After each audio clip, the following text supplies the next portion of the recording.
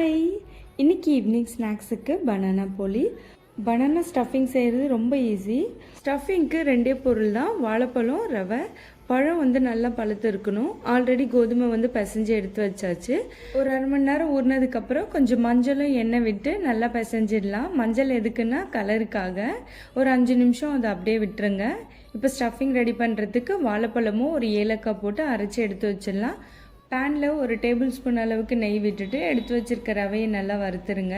அரைச்சி வச்சுருக்க நம்ம பனானா பேஸ்ட் அதோடு ஆட் பண்ணிவிட்டு நல்லா கலந்துடலாம். கொஞ்சம் ட்ரை ஆனதுக்கப்புறம் ஸ்வீட்காக நம்ம நாட்டு சக்கரை ஆட் பண்ணிக்கலாம், இல்லைனா வெல்லம் கூட ஆட் பண்ணிக்கலாம். கொஞ்சமாக மறுபடியும் நெய் விட்டுட்டு நல்லா கலந்துடுங்க. இப்போ ஸ்டஃபிங் ரெடி ஆகிடுச்சு. நம்ம போலி செய்ய ஆரம்பிச்சிடலாம். லைட்டாக சப்பாத்தி தேய்க்கிற அளவுக்கு தேய்ச்சிட்டு உள்ளே அதை ஸ்டஃப் பண்ணிவிடுங்க, வெளியே தெரியாத அளவுக்கு. தேய்க்கும் போது நம்ம லைட்டாக தேய்க்கலாம், ஏன்னா ரொம்ப ப்ரெஷர் கொடுத்து தேய்க்கக்கூடாது. கொஞ்சம் கொஞ்சமாக மாவு தெளித்து தேய்ச்சி எடுத்துக்கலாம். இப்போது தவா நல்லா சூடானதுக்கப்புறம் எடுத்து வச்சுருக்க போலியை அதில் போட்டு எடுத்துருங்க. 2 பக்கமும் எண்ணெய் இல்லைன்னா நெய் எது வேணும்னாலும் நம்ம ஆட் பண்ணிக்கலாம். நான் நெய் தான் ஆட் பண்ணியிருக்கேன்.